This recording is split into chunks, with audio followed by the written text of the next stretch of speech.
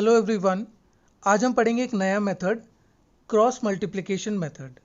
इसको शुरू करने से पहले मैं आपको एक बात बता दूं, सीबीएसई के अकॉर्डिंग सेशन 2020 टू 2021 में ये टॉपिक नहीं आएगा।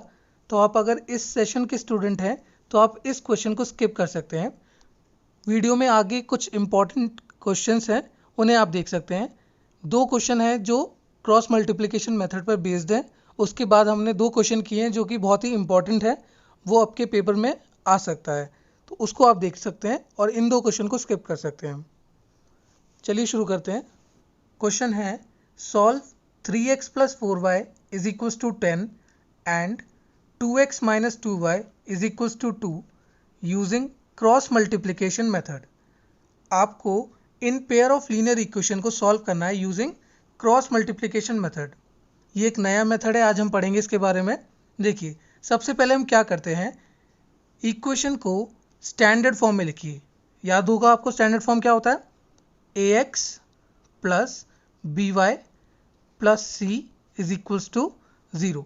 ये हमारा स्टैंडर्ड फॉर्म होता है, तो इसको हम स्टैंडर्ड फॉर्म में कर लेते हैं। तो देखिए 10 इस तरफ जाएगा तो क्या हो जाएगा, माइनस हो जाएगा, तो आपके पास बचेगा 3x + 4y - 10 = 0। ये हो गया आपका फर्स्ट इक्वेशन। अब देखिए सेकंड इक्वेशन के लिए इस 2 को उधर भेज दीजिए, ये माइनस हो जाएगा, तो आपके पास आएगा 2x - 2y - 2 = 0। ये हो गया आपका सेकंड इक्वेशन। अब देखिए, जब आप बुक में देखेंगे तो एक बहुत कॉम्प्लिकेटेड सा फॉर्मूला दिखेगा आपको, तो हमें वो फॉर्मूला याद करने की ज़रूरत नहीं है, हम कुछ ईजी वे में इसको समझने की कोशिश करते हैं। देखिए, सबसे पहले आप क्या करेंगे, x, y और 1 इस तरीके से लिख दीजिए। उसके बाद आप इक्वेशंस की कोफिशिएंट को लिखिएगा। किस ऑर्डर में, देखिए मैं बताता हूँ आपको। x बीच में रहना चाहिए, आप यहाँ पे लिखेंगे b1, c1, a1 and b1। देखिए b1 से शुरू किया है, b1 पे ही ख़त्म किया हमने, ठीक है, एक ऑर्डर में चल रहा है, b फिर c फिर a फिर b। ओके, फिर दूसरी इक्वेशन के कोफिशिएंट हम लिखेंगे b2, c2, a2 and b2। ध्यान क्या रखना है आपको, b1 से शुरू करना है, b1 से एंड करना है, b2 से शुरू करना है एंड b2 से एंड करना है। अब ये x, y और 1 इनको बीच में रखना है आपको, ठीक है, इनके खाली स्पेस के बीच में रखना है। इस तरीके से देखिए हमने अरेंज किया है इसको। अब देखिए यहाँ पे मैंने x, y और 1 लिख दिया। उसके बाद मुझे क्या करना था, कोफिशिएंट्स लिखने थे। किस ऑर्डर में, b1, c1, a1 and b1। हमने b1 से शुरू किया और b1 पे एंड किया। उसके बाद b2, c2, a2 and b2। Okay, तो देखिए b1 क्या होता था, y का कोफिशिएंट। तो फर्स्ट इक्वेशन में देखिए y का कोफिशिएंट क्या है, 4 है, तो देखिए मैंने यहाँ पे 4 लिख दिया। एंड c1 क्या होता है, c1 होता है कांस्टेंट टर्म। तो फर्स्ट इक्वेशन में कांस्टेंट टर्म क्या है, -10, तो देखिए -10। देन a1 क्या होता है, x का कोफिशिएंट। तो x का कोफिशिएंट फर्स्ट इक्वेशन में क्या है, 3, तो देखिए यहाँ पे मैंने 3 लिखा है। एंड फिर है आपके पास b1, तो b1 क्या है, देखिए 4, y का कोफिशिएंट, तो यहाँ पे मैंने 4 लिख दिया।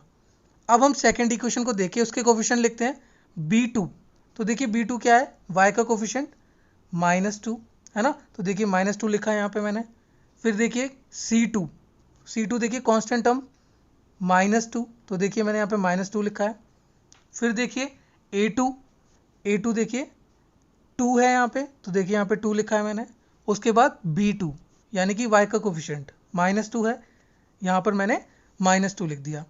अब देखिए मेथड का नाम है क्रॉस मल्टीप्लिकेशन, तो हमें क्रॉस मल्टीप्लाई करना पड़ेगा। तो हम देखिए 4 को 2 से मल्टीप्लाई करेंगे एंड 2 को 10 से, -2 को -10 से। इसी तरीके से यहाँ पर -10 को 2 से मल्टीप्लाई करेंगे, -2 को 3 से मल्टीप्लाई करेंगे एंड यहाँ पर भी 3 को -2 से मल्टीप्लाई करेंगे एंड 2 को 4 से मल्टीप्लाई करेंगे। अभी आपको थोड़ा सा कॉम्प्लिकेटेड लग रहा होगा, जब आप करते रहेंगे इसको प्रैक्टिस में आएगा तो बहुत ईजी लगेगा। देखिए क्या करेंगे हम, x हमारा न्यूमरेटर में आ जाएगा और जो हम क्रॉस मल्टीप्लाई कर रहे हैं वो डिनोमिनेटर में आ जाएगा। तो देखिए जो मल्टीप्लाई करके हमारे पास जो नंबर्स आएंगे उन्हें हमें क्या करना है, उन्हें हमें सब्ट्रैक्ट करना है। तो देखिए कैसे करेंगे हम, 4 इंटू माइनस टू, देखिए 4 into minus two, x numerator में आ चुका है, ओके। और डिनोमिनेटर में क्या आएगा, देखिए 4 इंटू माइनस टू, तो 4 इंटू माइनस टू। फिर हमें क्या करना होता है, फॉर्मूले के अनुसार यहाँ पे माइनस करना होता है खुद से, ओके। ये ध्यान दीजिएगा, बाकी सब हमें इस डायग्राम से पता चल जाएगा। देखिए minus two into minus ten, तो देखिए minus two into minus ten.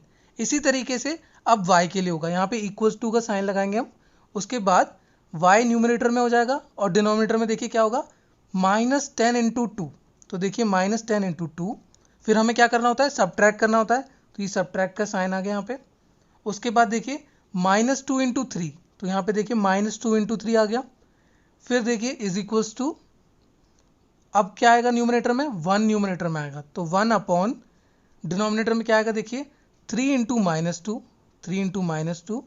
फिर हमें क्या करना होता है, सब्ट्रैक्ट करना होता है, तो यहाँ सब्ट्रैक्शन का साइन देखिए। उसके बाद टू इंटू फोर, तो टू इंटू फोर। अब इसको सिंप्लीफाई कर लेते हैं, एक्स अपॉन फोर टू से एट हो जाएगा, ये हो जाएगा माइनस का एट। फिर देखिए minus two into minus ten कितना हो जाएगा, प्लस का ट्वेंटी, और बाहर माइनस का साइन है, तो देखिए माइनस का ट्वेंटी हो गया, is equals to Y upon ten into two कितना हो जाएगा, ट्वेंटी, तो माइनस का ट्वेंटी।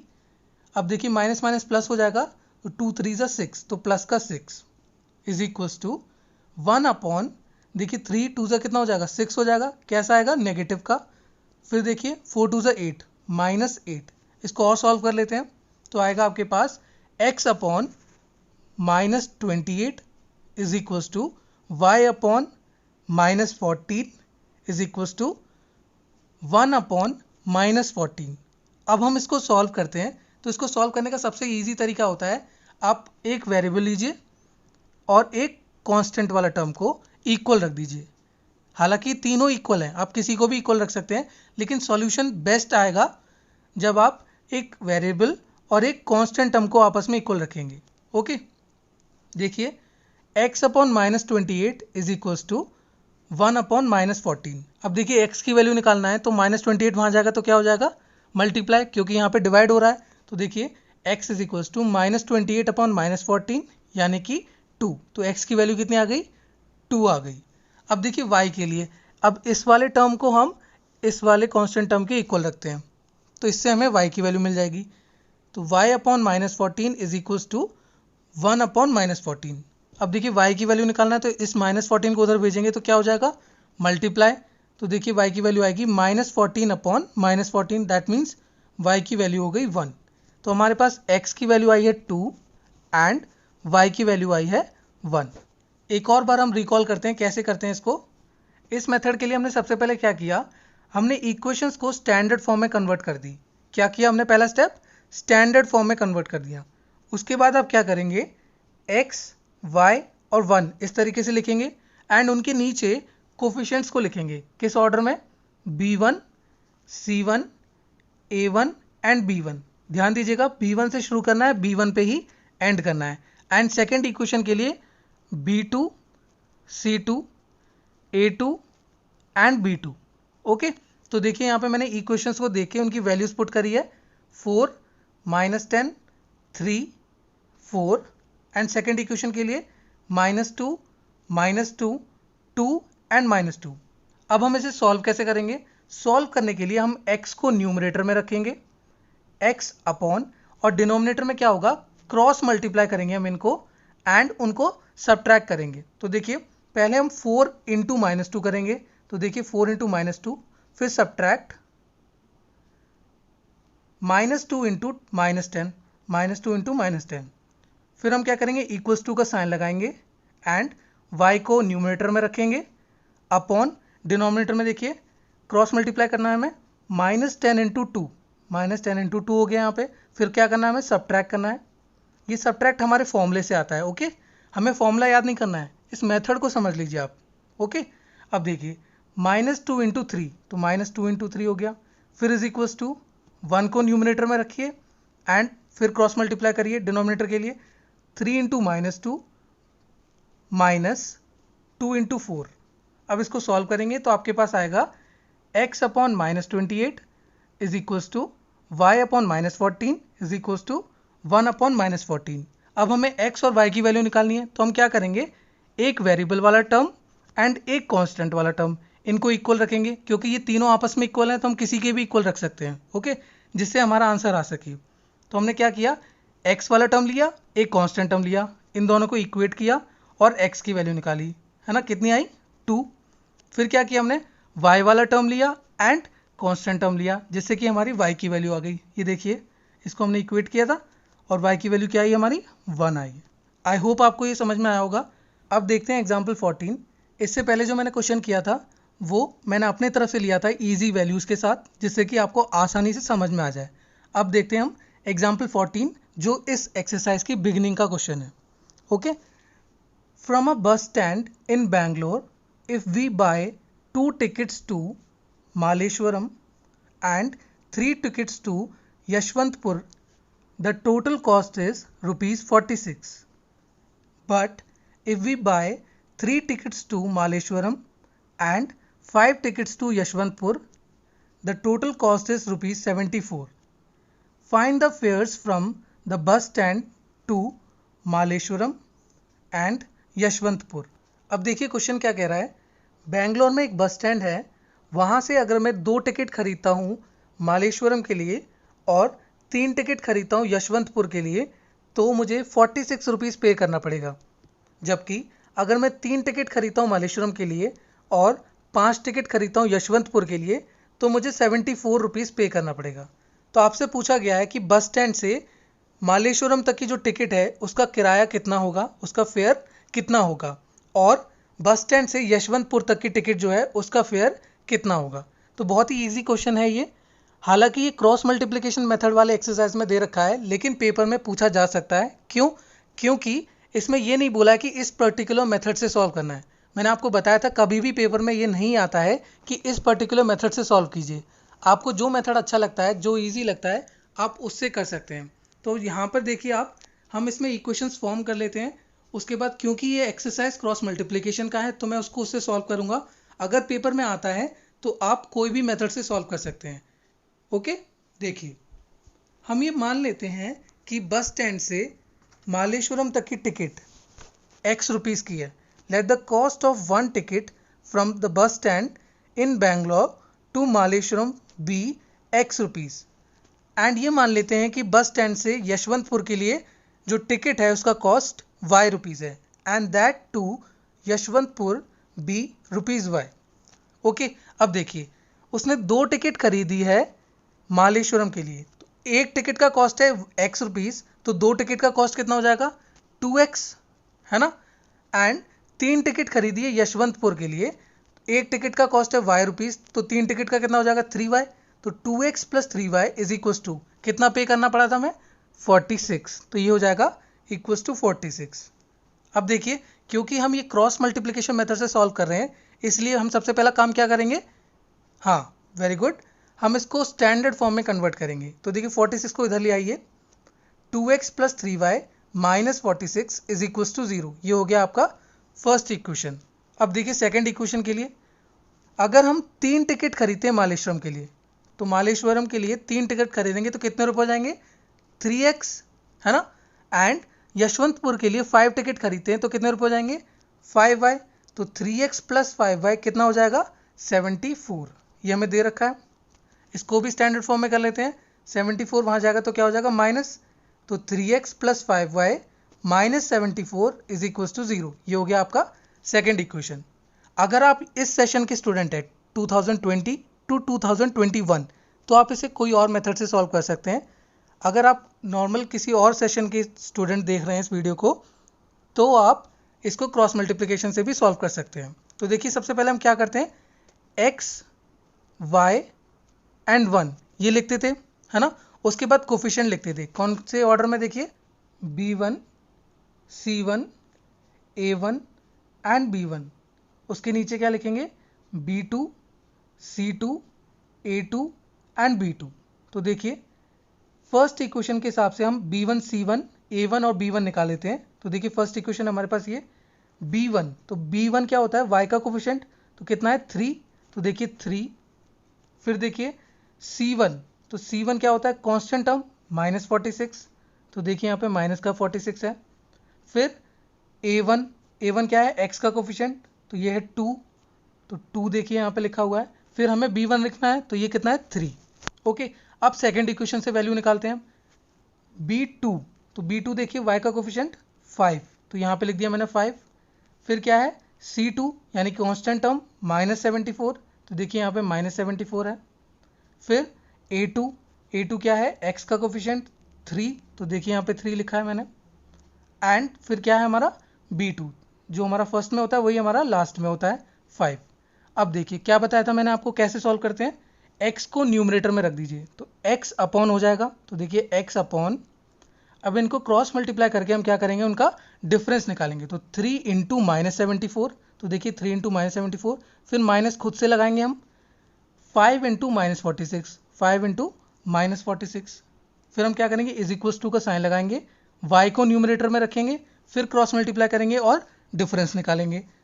तो देखिए y अपॉन -46 इंटू 3, फिर -74 इंटू 2, तो देखिए यहाँ पे -74 इंटू 2, ये वाला माइनस हम खुद से लगाते हैं फॉर्मूले के हिसाब से। अब देखिए इज इक्वल्स टू, फिर देखिए 1 भी न्यूमरेटर में चला जाएगा।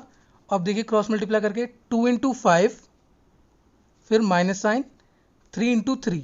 ओके, ये हो गया आपका डिनोमिनेटर। अब इसको सॉल्व कर लेते हैं।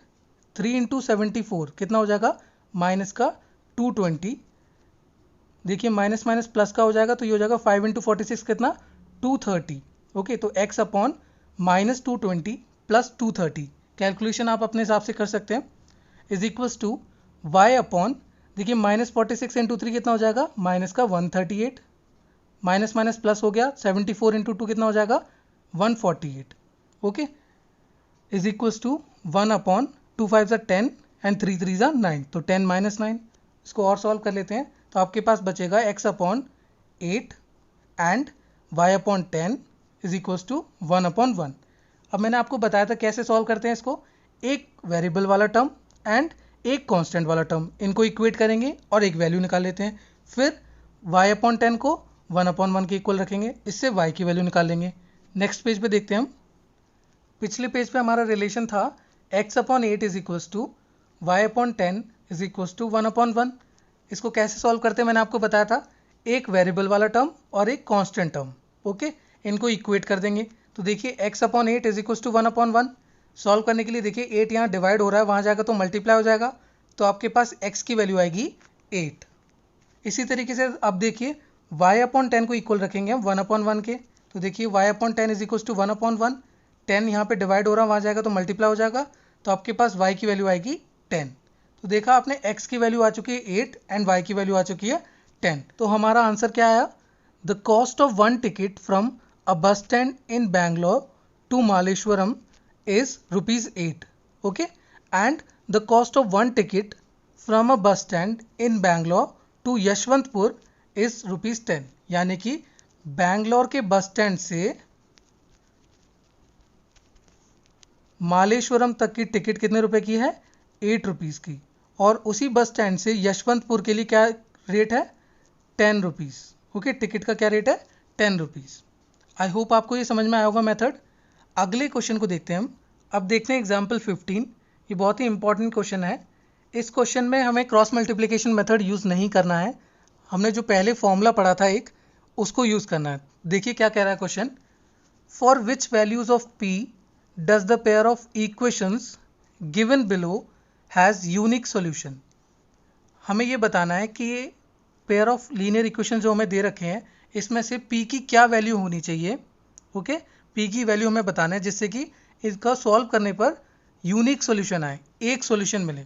इक्वेशंस है हमारे पास 4x plus P Y plus 8 is equals to 0 and 2x plus 2y plus 2 is equals to 0। अब देखिए आपसे कहा गया यूनिक सॉल्यूशन, तो यूनिक सॉल्यूशन कब होता है, हमने पहले पढ़ा था, है ना, सेकेंड एक्सरसाइज में, a1 upon a2 is not equal to b1 upon b2। ये कंडीशन अगर सेटिस्फाई होती है तभी किसी linear equation, pair of linear equations के यूनिक सॉल्यूशन होते हैं, है ना। अब देखिए क्वेश्चन को हम कंपेयर करते हैं स्टैंडर्ड फॉर्म से। स्टैंडर्ड फॉर्म क्या है, ax plus B Y plus C is equal to 0। तो देखिए सबसे पहले ये क्वेश्चन स्टैंडर्ड फॉर्म में है, हाँ ये स्टैंडर्ड फॉर्म में है, तो हम इसको कंपेयर करके A1 B1 C1 and A2 B2 और C2 की वैल्यूज़ निकाल लेते हैं। तो देखिए A क्या है, x का कोफिशिएंट, तो A1 की वैल्यू हो जाएगी 4 एंड B क्या है, देखिए y का कोफिशिएंट, तो y का कोफिशिएंट क्या है फर्स्ट इक्वेशन में P, तो B1 की वैल्यू होगी P। C क्या है, कांस्टेंट टर्म, तो फर्स्ट इक्वेशन में कांस्टेंट टर्म क्या है 8, तो C1 की वैल्यू हो गई 8। अब देखिए सेकेंड इक्वेशन के लिए x का कोफिशिएंट है 2, यानी कि A2 की वैल्यू होगी 2 एंड y का कोफिशिएंट है 2, तो B2 की वैल्यू होगी 2। कांस्टेंट टर्म है 2, तो C2 की वैल्यू हो गई 2। अब देखिए ये जो हमारी कंडीशन है इसमें वैल्यू पुट करके देखते हैं। तो A1 अपॉन A2 है, तो देखिए 4 upon 2 is not equal to B1 upon B2, तो ये क्या हो जाएगा P अपॉन 2। तो हमें P की वैल्यू निकालनी है ना, क्रॉस मल्टीप्लाई कर दीजिए। देखिए 2 यहाँ पे डिवाइड हो रहा है, वहाँ जाएगा तो मल्टीप्लाई हो जाएगा, तो आपके पास आ जाएगा P नॉट इक्वल टू का साइन बरकरार रखना है आपको। 4 अपॉन 2 इंटू 2, तो देखिए 2 से 2 कैंसिल हो जाएगा, आपके पास बचेगा P is not equal to 2। इससे क्या हम रिजल्ट निकाल सकते हैं, इससे क्या कंक्लूजन निकाल सकते हैं कि P की वैल्यू 4 नहीं होनी चाहिए। इसका मतलब P की वैल्यू कुछ भी हो सकती है ना। तो हम लिख सकते हैं इसके लिए P can have any real values except 4। 4 को छोड़कर जितने भी नंबर्स हैं, जितने भी रियल वैल्यूज हैं वो हो सकते हैं। P की वैल्यू 1 हो सकती है, 2 हो सकती है, 3 हो सकती है, 0 हो सकता है, √2 हो सकता है, कुछ भी हो सकता है, लेकिन 4 नहीं हो सकता है। ये है इसका मतलब। ओके, नेक्स्ट क्वेश्चन को देखते हैं। इसी की तरीके का एक क्वेश्चन है, ये वेरी इंपॉर्टेंट क्वेश्चन है, बोर्ड में अक्सर पूछा जाता है ये क्वेश्चन। क्या है देखिए, for what values of k will the following pair of linear equations have infinitely many solutions. हमें ये बताना है कि k की ऐसी क्या वैल्यू होगी जिससे इन दोनों लीनियर इक्वेशंस को सॉल्व करने पर इनफाइनाइटली मैनी सॉल्यूशंस आते हैं। ओके, तो हमारे पास इक्वेशंस हैं kx plus 3y minus bracket में k minus 3 is equal to 0। Second equation है हमारा 12x plus ky minus k is equal to 0। अब देखिए ये क्वेश्चन बिल्कुल हमारे प्रीवियस क्वेश्चन की तरह है, वहाँ पर p की वैल्यू पूछी थी, यहाँ पे k की वैल्यू पूछी है। वहाँ यूनिक सॉल्यूशन के लिए पूछा था, यहाँ पे इनफाइनाइटली मैनी सॉल्यूशन के लिए पूछा गया है। तो देखिए कंडीशन क्या है हमारी इनफाइनाइटली मैनी सॉल्यूशन के लिए, for infinitely many solutions A1 upon A2 is equal to B1 upon B2 is equal to C1 upon C2, ये होता है हमारा कंडीशन, है ना। अब देखिए क्या ये क्वेश्चन स्टैंडर्ड फॉर्म में है। स्टैंडर्ड फॉर्म क्या होता है, AX plus BY plus C is equal to 0। तो देखिए हाँ ये स्टैंडर्ड फॉर्म में है। अब इसे हम कंपेयर करके A1 B1 C1 A2 B2 C2 की वैल्यूज़ निकाल लेते हैं। देखिए फर्स्ट इक्वेशन के लिए x का कोफिशिएंट है k, तो A1 की वैल्यू हो गई k एंड y का कोफिशिएंट है 3, तो B1 की वैल्यू 3। कांस्टेंट टर्म है हमारा माइनस ब्रैकेट में k माइनस 3, तो C1 की वैल्यू हो गई है। सेकेंड इक्वेशन के लिए देखिए x का कोफिशिएंट है 12, तो A2 की वैल्यू हो गई 12।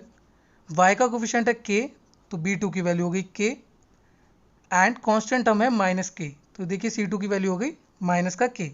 अब देखिए हमें वैल्यू सब्स्टिट्यूट करनी है, तो देखिए A1 अपॉन A2 यानी कि k upon 12 is equals to B1 upon B2 यानी कि 3 upon k is equals to C1 upon C2 यानी कि माइनस ब्रैकेट में k minus 3 upon minus k। ये माइनस साइन से माइनस साइन कैंसिल हो जाएगा। ओके, अब देखिए ये तीनों इक्वल है।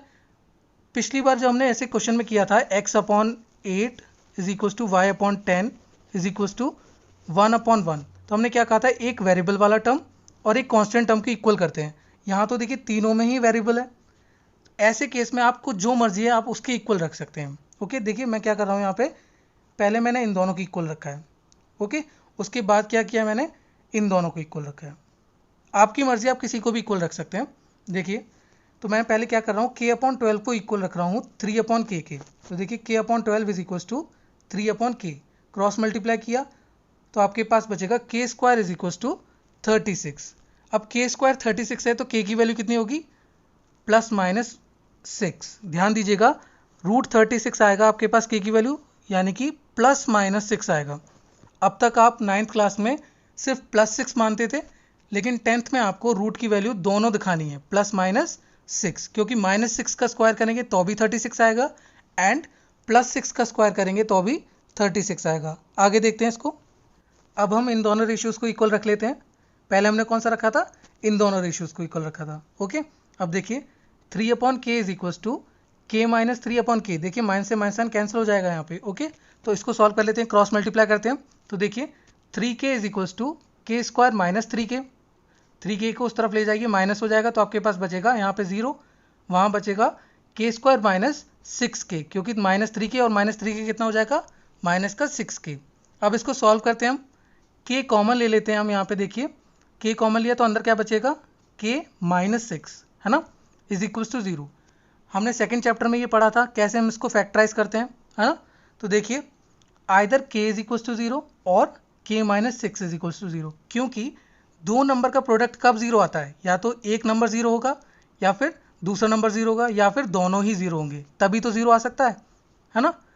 2 इंटू 0 हो सकता है तब 0 आ सकता है, या फिर 0 इंटू 2 होता है तो आ सकता है, या फिर 0 इंटू 0 करेंगे तभी 0 आ सकता है। तो हमने ये केसेस लिया, either k is equals to 0 और k minus 6 is equals to 0, यानी कि k की वैल्यू 0 आ गई और k की वैल्यू 6। तो हमारे पास k की कितनी वैल्यूज होगी, 3 वैल्यूज होगी। देखिए कैसे, k की वैल्यू 0, 6 एंड यहाँ पे देखिए माइनस का 6, क्योंकि प्लस 6 तो हम ऑलरेडी लिख चुके हैं, तो माइनस का 6। तो ये क्या तीनों वैल्यूज पॉसिबल है? तो हम देखते हैं कौन सी वैल्यूज पॉसिबल है, कौन सी वैल्यूज नहीं है। k की कौन सी वैल्यूज पॉसिबल है ये पता करने के लिए हम क्या करेंगे, हम k की वैल्यूज को इस रिलेशन में पुट करके देखेंगे। अगर ये रिलेशन सेटिस्फाई हो जाता है तो इसका मतलब वो वैल्यू सही है। तो पहला केस है हमारा when k is equals to 0। k की वैल्यू 0 पुट करके देखते हैं, तो आपके पास आएगा 0/12 is equals to 3/0 is equals to 0 minus 3/0। जब आप इसको सॉल्व करेंगे तो आपके पास आएगा 0/12 यानी 0 एंड 3/0 यानी नॉट डिफाइंड। ये भी कितना होगा, minus 3/0, that means not defined. तो इसका मतलब ये रिलेशन सेटिस्फाई नहीं हो रहा है। ओके, तो आपके पास k की वैल्यू 0 नहीं हो सकती। अब देखिए case second, when k is equals to 6। तो k की जगह अब हम 6 डाल के देखते हैं, तो हमारे पास आएगा 6/12 is equals to 3/6 is equals to 6 minus 3/6। Solve करते हैं इसको। देखिए 6/12 is equals to 3/6 is equals to 6 minus 3 यानी कि 3/6। इसको जब आप सॉल्व करेंगे, देखिए 6 1 जा 6 एंड 6 2 जा 12, 3 1 जा 3, 3 2 जा 6, 3 1 जा 3, 3 2 जा 6, यानी कि तीनों रेशियो इक्वल है 1/2 के। तो इसका मतलब रिलेशन सेटिस्फाई हो गया ये वाला। तो k की वैल्यू 6 पॉसिबल है, तो k की वैल्यू 6 हो सकती है, 0 नहीं हो सकती लेकिन 6 हो सकती है। अब हम देखते हैं k की वैल्यू -6 को, case 3 when k is equals to -6।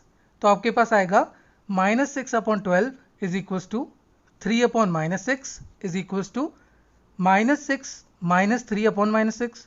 इसको सॉल्व करते हैं तो आपके पास आएगा -6/12 minus 3/6 is equals to -9/6। Solve करेंगे, इसको सिंप्लीफाई करेंगे तो क्या आएगा, -1/2 इज इक्वल्स टू -1/2। बट यहाँ पे क्या आएगा, देखिए 3 3 जा 9 एंड 3 2 जा 6, तो आएगा 3/2। तो पहले दो रेशियो तो इक्वल है लेकिन तीसरा वाला अनइक्वल है, तो हमारा ये जो रिलेशन है वो सेटिस्फाई नहीं हुआ, है ना। तो इसका मतलब k की वैल्यू -6 भी नहीं हो सकती है। अल्टीमेटली आपका आंसर क्या होगा, k की वैल्यू क्या होनी चाहिए, 6 होनी चाहिए, क्योंकि इसी वैल्यू पर ये रिलेशन सेटिस्फाई हो रहा था। 0 पर और -6 पर ये सेटिस्फाई नहीं हो रहा था। ओके, बहुत ही इंपॉर्टेंट क्वेश्चन है, इसको ध्यान से देखिएगा, है ना। अगर आपको मेरी वीडियोस पसंद आ रही हैं तो प्लीज़ इसको लाइक कीजिए और अपने दोस्तों के साथ इसको शेयर कीजिए। Thank you, have a nice day.